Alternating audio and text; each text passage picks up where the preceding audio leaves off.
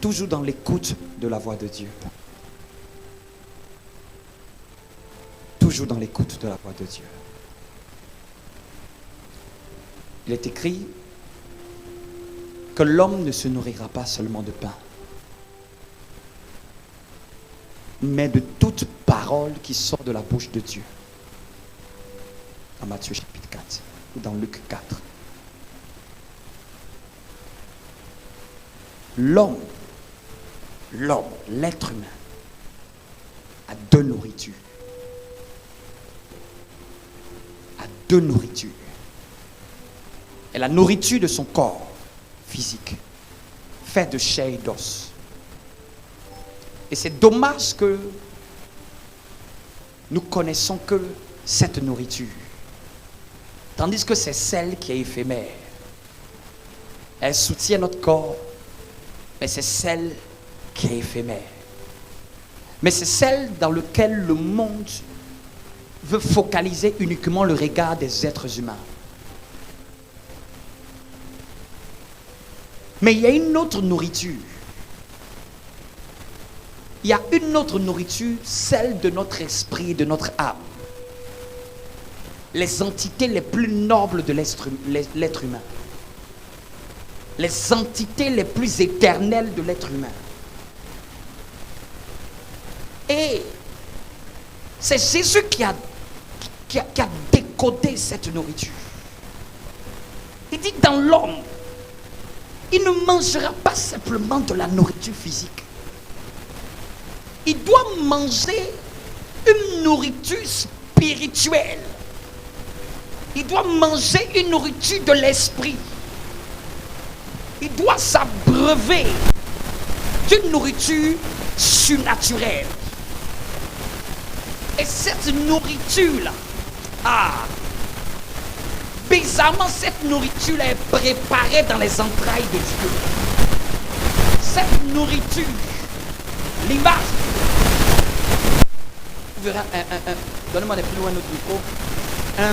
Vous verrez l'image, souvent, à l'esprit. Il y a souvent des oiseaux. À un moment, lorsqu'ils sont en train de nourrir leurs oisignons, lorsqu'ils nourrissent leurs petits, la mère ou le parent, on voit le parent réingurgiter la nourriture dans la bouche de l'enfant. C'est-à-dire qu'une nourriture que le parent a mangé, le parent aiglon a mangé, le parent aiglon a mangé, mais qu'il a mâché, qu'il a mastiqué et qu'il commence à redonner à son petit. De la même manière que cette chose existe naturellement, de la même manière, il y a une nourriture que Dieu nous donne. Il y a une nourriture que Dieu donne à notre esprit. Il y a une nourriture que Dieu donne à notre esprit. Cette nourriture-là, la Bible dit qu'elle sort de sa bouche. L'homme ne se nourrira pas seulement. Ça veut dire que l'homme se nourrit aussi. L'homme ne se nourrira pas seulement, ça veut dire que l'homme se nourrit aussi. Quelqu'un me comprend? L'homme ne se nourrira pas seulement, c'est-à-dire qu'il est en train de dire que il n'y a pas que seulement ça qui nourrit l'homme. Il n'y a pas que seulement le pain qui est une nourriture pour l'homme. Il venait de révéler, pendant que Satan voulait qu'il fasse ses efforts pour changer la pierre en pain, Satan voulait attirer son regard sur ce qui était charnel. Satan voulait qu'il fasse ses efforts, qu'il prenne tous ses moyens et qu'il transforme la pierre en pain. En d'autres termes, Satan croyait qu'il avait affaire à un chrétien charnel. Satan croyait que Jésus se contentait seulement d'avoir faim de nourriture physique. Mais il ne savait pas que Jésus était conscient qu'il y avait une autre nourriture. cette nourriture, il dit quoi? La parole qui sort de la bouche de Dieu. Donc, il vient de déclarer, en plus du pain, il y a autre chose qui nourrit, mais c'est quoi? La parole qui sort de la bouche de Dieu. Il n'a pas dit les Écritures, il dit la parole qui sort de la bouche de Dieu. En d'autres termes, il est en train de dire, un chrétien qui ne se nourrit pas de ce que Dieu dit, c'est un chrétien en souffrance. C'est un chrétien malade. Beaucoup de chrétiens souffrent parce qu'ils ne sont pas nourris par Dieu. Oh, un jour, un homme de Dieu avait beaucoup de fidèles et à partir de l'évangélisation qu'il avait fait, et il était venu les donner à un pasteur parce que lui, il était plus dans l'évangélisation, il n'était pas dans la pastorale. Et pendant qu'il venait voir un homme pasteur, pour lui dire, pasteur, voici tous les âmes que j'ai gagnées, je viens te les donner. Parce que moi, je fais que seulement l'œuvre de l'évangéliste. Je ne sais pas m'occuper. Le pasteur lui a dit, c'est la maman qui accouche, qui a le lait maternel. Ça l'a perturbé. C'est-à-dire que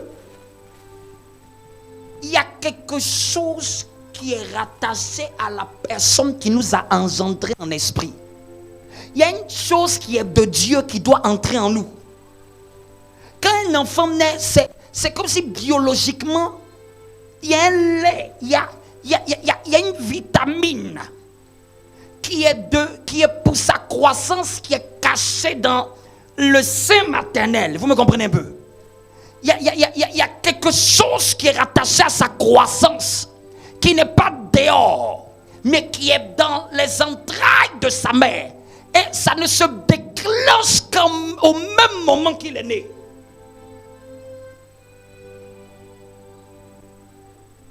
Ça ne se déclenche qu'au même moment qu'il est né.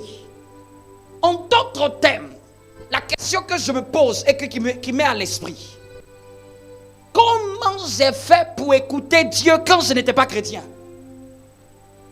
Et que maintenant que je suis chrétien, ça devient difficile. Parce qu'avant la prière, je ne connaissais pas. Avant la Bible, je ne connaissais pas. Quelle voix ai-je entendue? Et quelle voix à laquelle j'ai obéi? Tout enfant reconnaît ses parents. Tout vrai enfant reconnaît ses parents. La question que Dieu veut que je pose, te souviens-tu de ce que tu as entendu? Ou de la manifestation? Oh, merci Seigneur pour cette parole. Dieu me dit que si tu veux savoir comment il a l'habitude de te parler, regarde la première fois comment il t'a parlé. La plupart de beaucoup de chrétiens ne se rappellent pas. Quel était l'ingrédient? Quelle manière ils sont venus à Christ?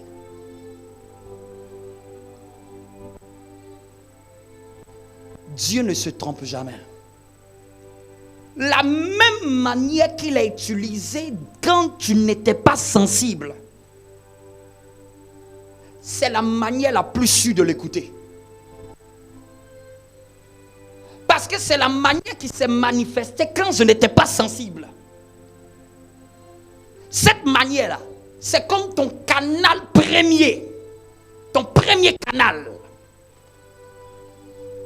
Il peut t'ouvrir d'autres canaux. Mais ce premier canal, c'est-à-dire que le premier coup d'appel que tu as eu de lui.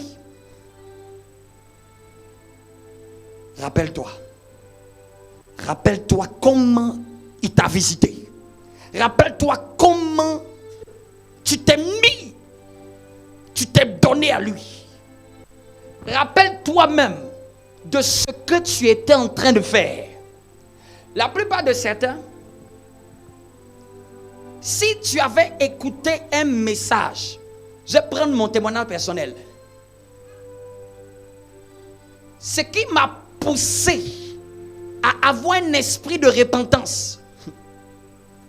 Tu dois te rappeler des jours où tu as été visité. Moi, je me rappelle comme si c'était hier. Je me rappelle. Dis à quelqu'un, est-ce que tu te rappelles l'événement qui a déclenché ta spiritualité? Est-ce que tu te rappelles de la circonstance? Est-ce que tu te rappelles comment ça s'est fait? Est-ce que tu te rappelles qu'est-ce que tu avais entendu?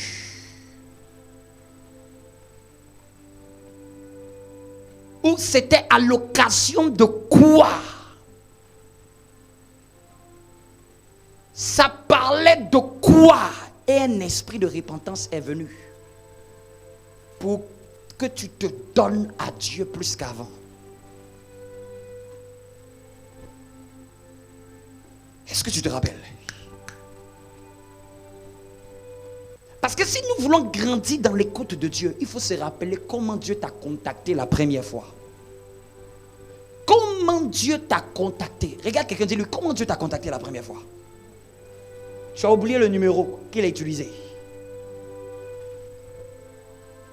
Cette manière-là ne rate jamais. Pourquoi cette manière ne rate jamais? Parce que cette manière-là, tu étais moins concentré. Tu étais moins sensible. Je ne sais pas si quelqu'un me comprend. C'était la période où tu ne priais pas plus. Tu ne connaissais pas trop les choses de Dieu. Mais tu as saisi quand même. Tu sais que tu as reçu à entendre la voix de ton Père d'une manière ou d'une autre. Parce que chacun n'a pas vécu les mêmes expériences. Hein. Si vous demandez à Paul, il va dire, il se rappelle qu'il allait à Damas. Et quand il allait à Damas, il a vu une grande lumière. Si tu demandes à Pierre, il va te dire qu'il était en train de pécher. Et puis un homme marchait et lui a dit, veux-tu me suivre? Lui, il va te dire que c'est comme ça que ça a commencé.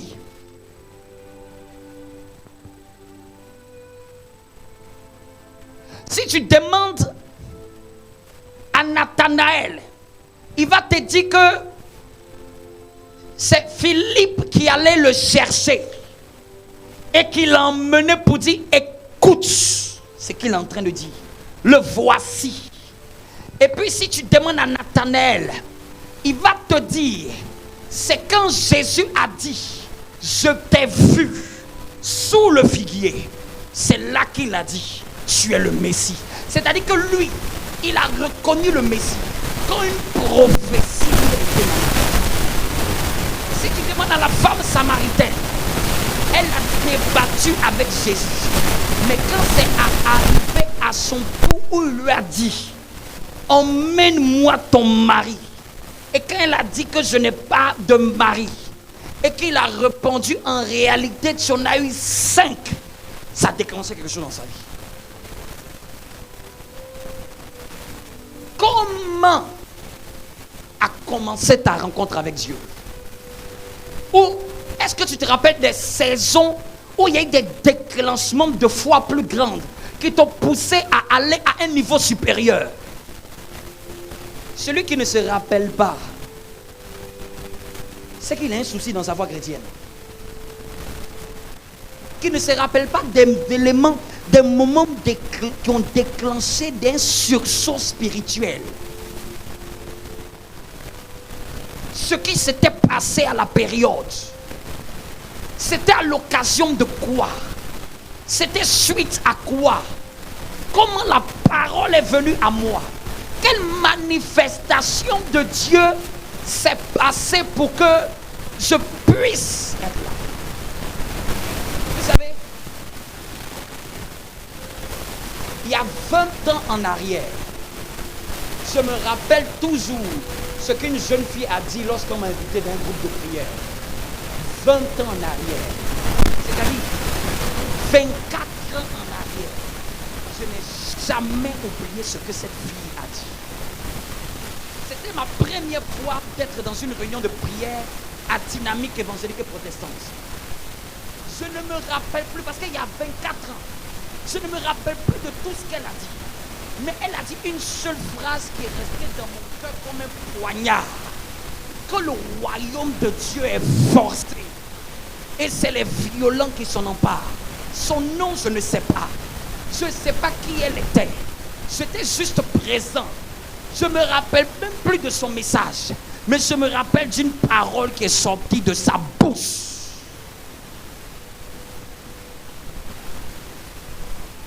Et ce n'est pas étonnant que Dieu fasse de moi un prédicateur. C'est-à-dire que le genre de choses qui t'a plus marqué, c'est ce qui va plus te transformer. Dis à quelqu'un, tu te rappelles de quoi?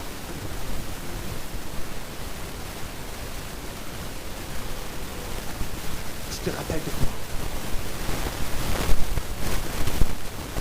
Tu te rappelles de quoi? Tu te souviens de quoi? Qu'est-ce qui a été dit? Même les phrases qui t'ont marqué là, ce sont des marqueurs de ta destinée.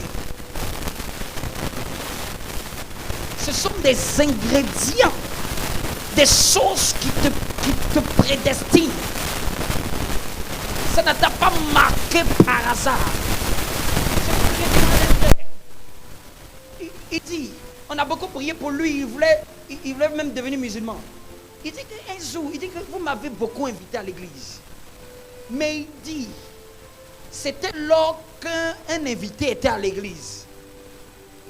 Dieu est bizarre. Hein? Chacun n'a pas la même manière de capter l'esprit. Il dit que l'invité, quand il parlait, un thème même compliqué. Et puis l'invité est venu devant, il a dit, c'est quand Élie a rebâti l'autel. Quand l'invité a dit ça, il dit il y a quelque chose qui s'est déchiré en lui en même temps. Mais tu vas me demander, Élie a rebâti l'autel, en quoi ça touche quelqu'un? Et que la personne se donne à Dieu. On n'a pas dit, on n'a pas prêché, mais ça pour dire que bien aimé, si tu ne viens pas au Seigneur, c'est-à-dire que lui, c'est quand, lui-même, quand il explique, il dit que c'est quand il a fait sa main comme ça, Élie a rebâti, c'est comme s'il y a une prise de conscience de la divinité qui a commencé en lui. Toi, tu te rappelles de quoi? Toi, tu sais quoi? Comment Dieu t'a parlé? Donc, je disais que la parole qui sort de la bouche de Dieu, c'est une nourriture. Et quand quelqu'un n'a pas cette parole, il va être affamé spirituellement parlant. Et on avait lu dans les Écritures que dans les derniers temps, il va créer ce qu'on appelle la faim et la soif. Pas non de pain et d'eau, mais d'entendre les paroles de l'Éternel. C'est-à-dire que il y a un désir dans notre esprit d'entendre les paroles de l'Éternel. Et ce jour-là, j'avais dit que c'est biblique que tu aies envie de savoir plus sur ton futur. Ce n'est pas un motif négatif. Si quelqu'un te dit non, bien aimé, en quoi te sert le futur, à quoi de chercher à savoir ce qui va te représenter le demain, la Bible dit qu'il nous montrera les choses à venir. Ce désir-là, je l'ai dit à la veillée, ainsi par l'Éternel, ce désir-là, il est de Dieu. Mais ce désir-là, beaucoup s'arrêtent seulement juste de ce désir savoir, ou canalisent ce désir savoir dans l'horoscopie, dans l'astrologie. Ce désir-là doit faire que quelqu'un doit fléchir genoux. Ce désir-là c'est ce désir-là. Je veux en savoir plus, papa. Je veux en savoir plus. À quoi tu me prédestines? À quoi tu m'appelles? C'est ce désir-là qui fait que quelqu'un peut prier longtemps. Vous savez, quand on n'a pas de fardeau, on ne peut pas prier longtemps. Oui. Tu vas vite t'arrêter. Parce qu'en fait, il n'y a pas de réel fardeau. Quand il dit fardeau là, c'est-à-dire qu'il n'y a pas une quête qui te ronge. C'est-à-dire qu'il n'y a pas un flou qui t'énerve. Il y a des moments, les plus grandes manières que Dieu utilise pour nous faire entendre sa voix, c'est la frustration. Si Dieu veut te parler, Dieu va créer une frustration en toi. Une frustration qui vient d'une insatisfaction de ne pas encore réaliser ce que tu sens que tu dois réaliser.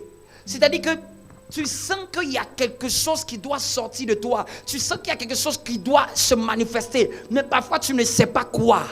Mais on ne doit pas se limiter à cette sensation. Je dois aller maintenant dans la salle d'accouchement. Parce que même la femme qui sent les contractions, ce n'est pas encore la grosse, ce n'est pas encore l'enfantement. Elle doit aller en travail. Le travail là, c'est les gémissements de la prière. Je gémis d'écouter Dieu. Je gémis de savoir ce que tu as à me dire. Je gémis de savoir qu'est-ce que tu penses de ceci. Je gémis de savoir à quoi tu me prédestines. Je gémis. Et tellement tu gémis. Au début, tu fais beaucoup de choses. C'est pas genre le chrétien qui est là comme ça, il dit que seulement il attend et il ne fait rien. Il dit que tant que Dieu ne lui a pas montré que je ne fais rien. Non, non. Quand tu gémis là, tu touches à tellement de choses. Tu essayes des choses parce que tu gémis. Tu te demandes, est-ce que Saint-Esprit, ça doit être dans ce sens? Tu commences à essayer parce que il y a des moments où Dieu va te laisser voir ta soif où elle va. À quel point elle est en même de te pousser à faire des choses. Une fois sans œuvre est une fois morte.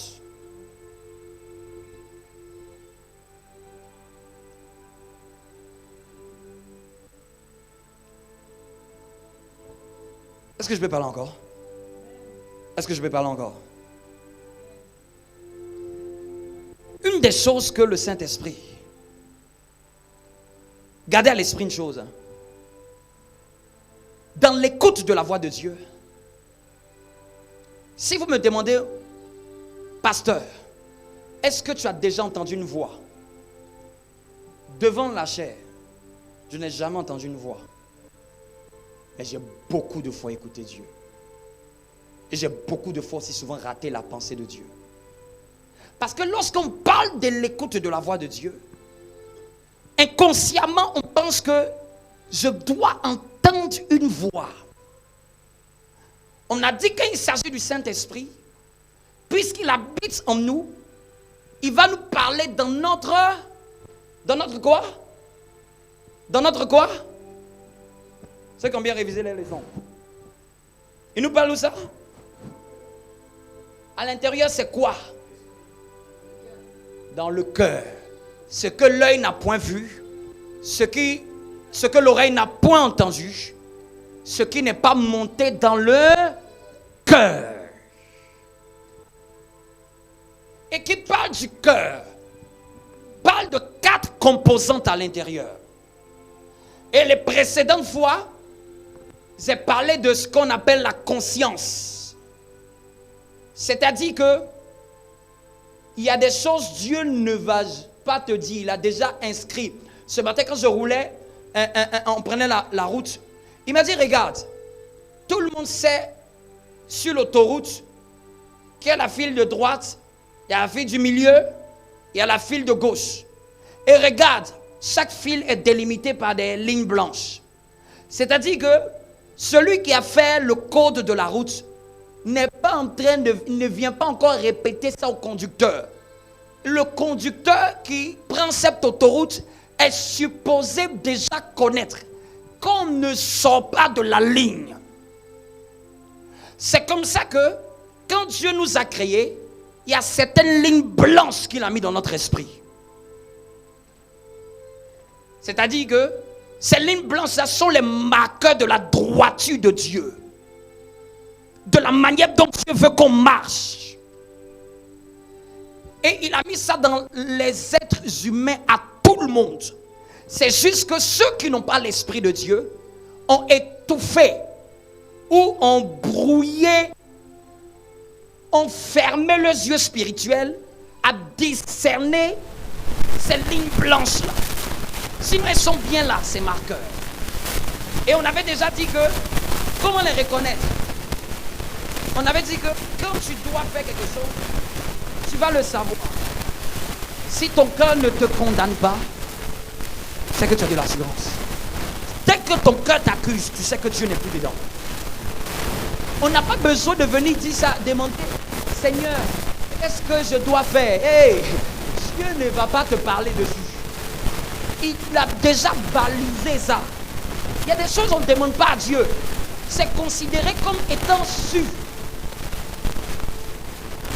Même si tu n'as pas eu l'information, la ligne blanche est là. Il va avoir, comme dans les nouvelles voitures là, un bip, bip, bip, bip, bip, bip pour te dire, tu es en train de sortir de la voie.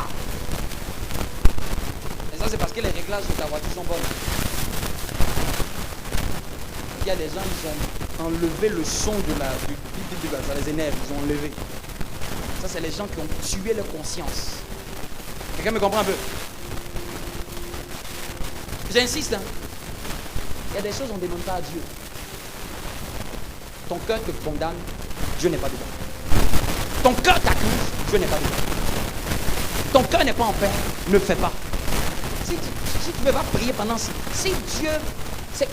Parfois Dieu a pitié qu'il va te donner un autre indice. Il n'est pas obligé. Parce que si je mettrais mes lois dans vos cœurs, on n'enseignera plus à son prochain les lois de Dieu. C'est pour ça que dans la nouvelle création, on ne vient pas faire numéro 1, le premier commandement de Dieu. Voici les 10 commandements, voici les 15, voici les 14 coutumes. On n'enseigne pas ça. C'est gravé dans l'esprit de tout enfant de Dieu, né de nouveau. Quelqu'un me suit? Est-ce que je parle à quelqu'un? Dis à ton voisin, est-ce que ton cœur te condamne parfois? C'est que ne fais pas. Et parfois, si tu veux que cette partie de Dieu se manifeste, pose une question où il n'y a que seules deux alternatives. Oui ou non. Cette manière de Dieu de parler ne t'explique pas les choses.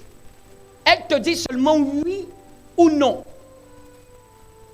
Elle te dit vrai ou faux. Donc si tu veux, si ta question c'est Seigneur, explique-moi pourquoi il réagit comme ça. Cette manière de parler de Dieu ne peut pas faire. Parce que là, il te faut une explication. Et c'est un autre canal du Saint-Esprit qui fait ça. Mais si tu dis que Seigneur, dois-je le marier, oui ou non? Là, cette voix-là va te dire. La balise va se dresser. Mais la plupart du temps, vous savez quoi? Les gens n'écoutent pas. Les gens n'écoutent pas. Les gens sont trop omnibulés par ce qu'ils voient. J'avance. Ça, c'est la conscience. On avait déjà vu ça. Mais c'est un rappel pour certains. Chaque fois que tu veux que le jugement de Dieu se prononce, il faut qu'il y ait toujours deux alternatives. C'est ça ou ce n'est pas ça. Je vais à gauche ou à droite. David, si vous lisez bien dans l'Ancien Testament, David faisait cette méthode. Quand David dit, Seigneur, irai-je ou pas? Quand vous lisez dans la Bible, il a fait ça comment? Parce qu'avant, cette chose-là était physique. Et il y avait des pierres dessus. Et David partait prendre. C'est ce qu'on a, si vous lisez, c'est le plus érudit, ils vont voir, on appelle ça l'éphod. David, quand il voulait savoir une alternative, vous me comprenez un peu? David partait prendre ce que le sacrificateur avait sur lui. Parce qu'à ce moment-là, ce n'était pas intériorisé, c'était extériorisé par des pierres. David prenait et puis dit, Seigneur, irai-je ou pas? Et quand ça s'allumait, il y avait une pierre qui était le oui et il y avait une pierre qui était le non. Quand la Bible dit, quelqu'un pourrait me retrouver ce verset, où David prit l'éphod.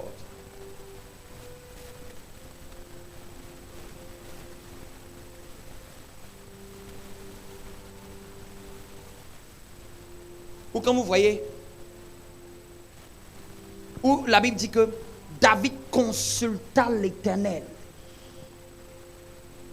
Il a consulté comment? Comment il a fait ça? Parce qu'il savait qu'il y avait une méthode dans l'art de consulter Dieu. Il fallait lui poser une question. Où il y a seulement deux alternatives. Quelqu'un me comprend un peu? Hein?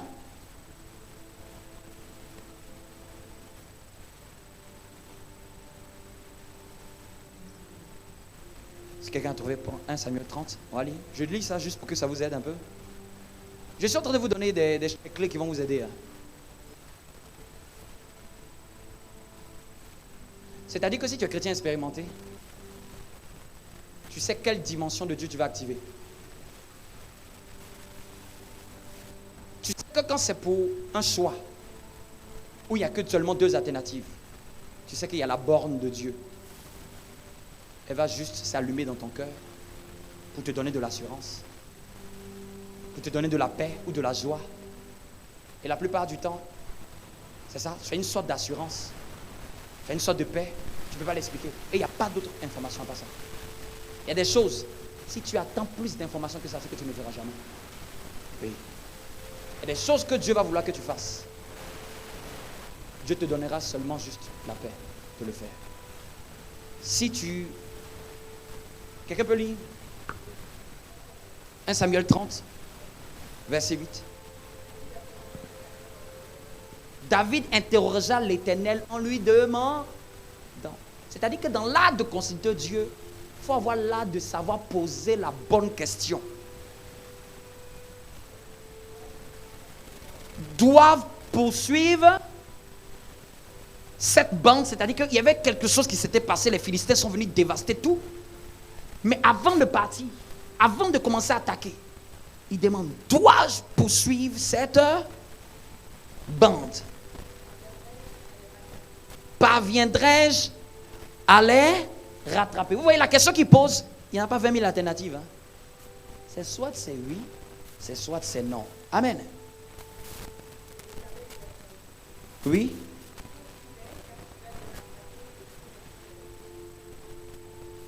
Amen. Amen. Donc, vous voyez, dans cette dimension-là, l'art de poser les questions. Amen. Je vais toucher ce dernier point. Et on va s'arrêter là pour aujourd'hui.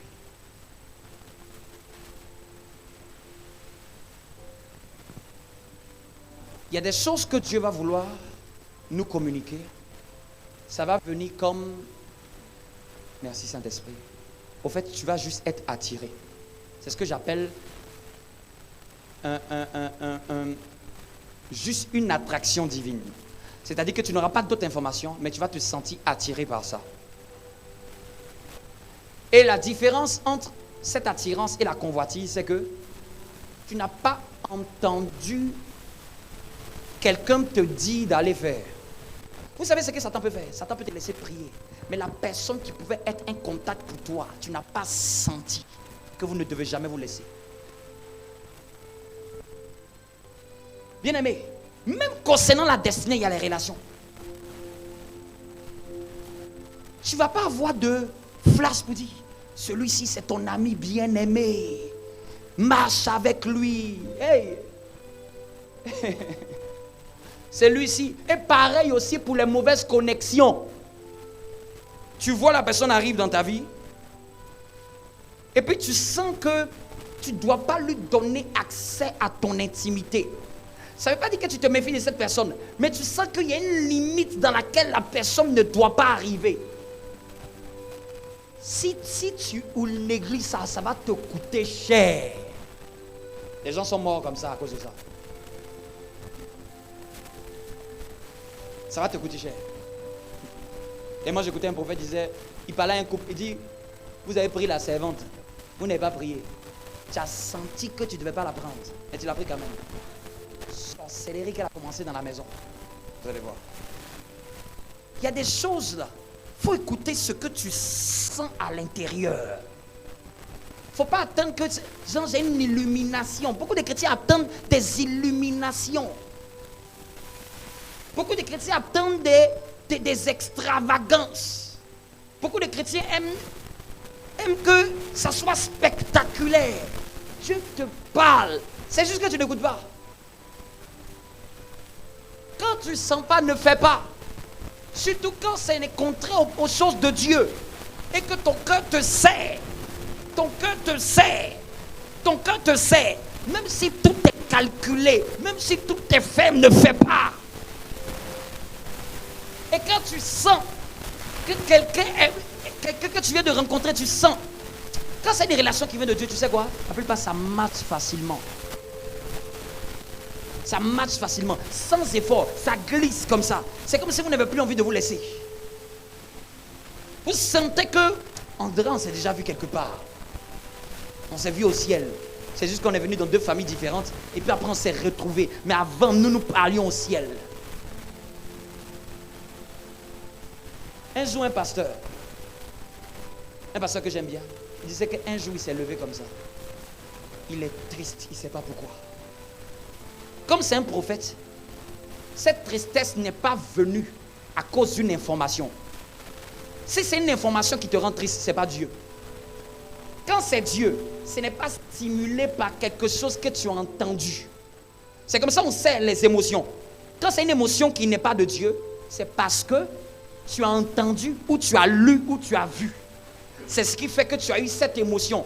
Quand c'est une émotion humaine, elle est provoquée par un événement. Vous me comprenez un peu? Tu entends un décès, tu pleures. Ça, c'est une émotion humaine. Vous me comprenez un peu? C'est le décès qui fait que tu pleures. Tu entends une bonne nouvelle à un entretien, tu cries de joie. C'est une émotion qui vient à cause d'une information. Mais quand c'est le Saint-Esprit qui veut te parler, il n'y a pas d'information. Et puis tout d'un coup, dans ton âme, ton émotion devient bizarre.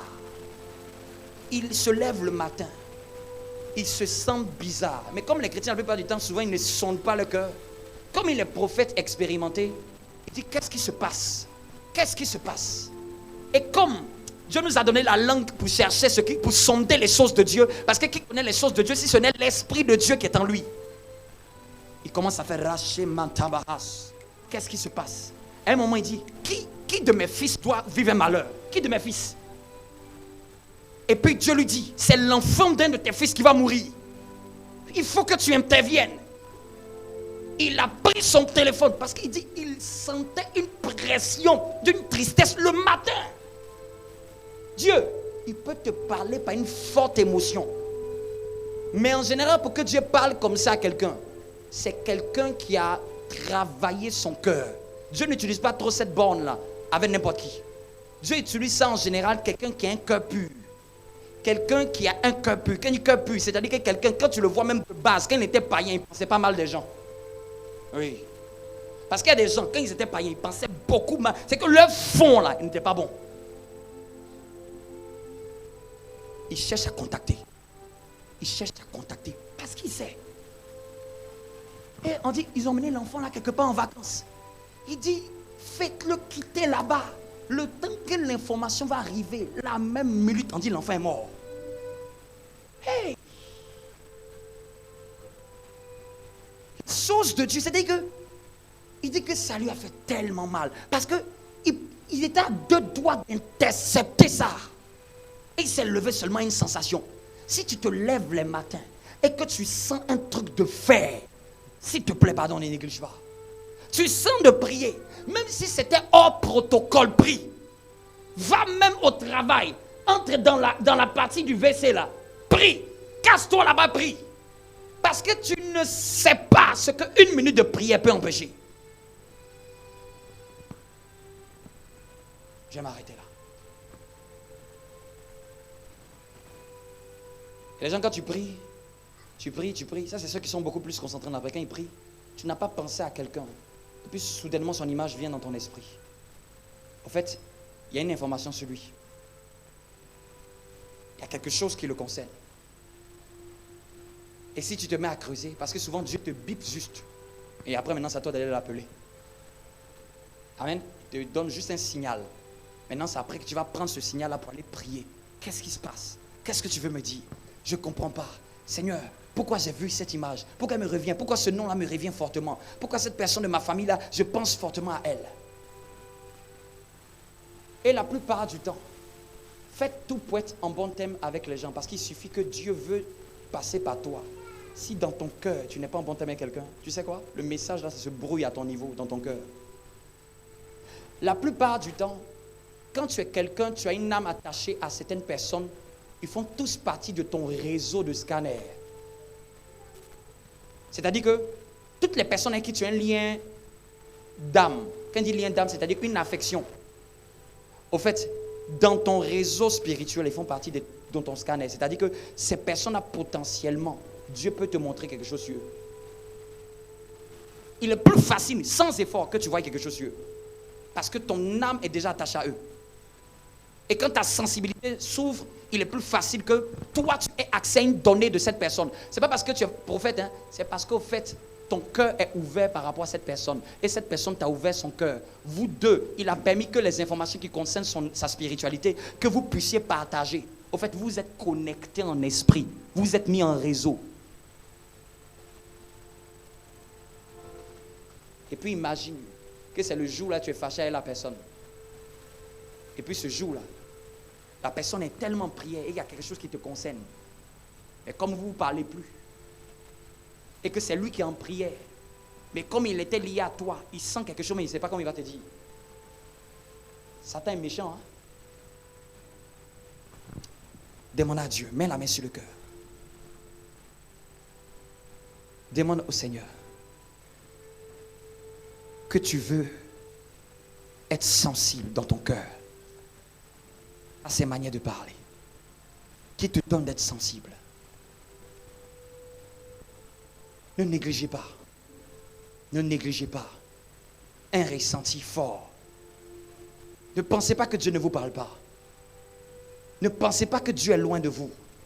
Ne pensez pas que le Saint-Esprit n'a pas envie de te communiquer des choses. Mais oui, il y a d'autres accès de Dieu, c'est des accès conditionnés. C'est des accès de ceux qui se consacrent. Oui. Là où on parle avec Dieu, on converse là. Ah, ça c'est un autre niveau.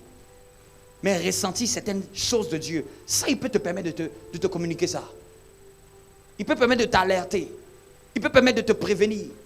Il peut permettre de te donner, mettre quelque chose dans ton cœur. Parce qu'il nous aime tellement. Tellement. Donne-nous d'être sensibles à ta voix. Donne-nous d'être sensibles à ta voix dans nos cœurs. Donne-nous d'être sensibles à ce que tu mets dans nos cœurs. Donne-nous d'être sensibles à ce que monte dans nos cœurs. Que ce soit au travail. Que ce soit au travail. Que ce soit au travail. Que ce soit à la maison. Que ce soit en famille. Ce que tu mets dans notre cœur, donne-nous de le faire.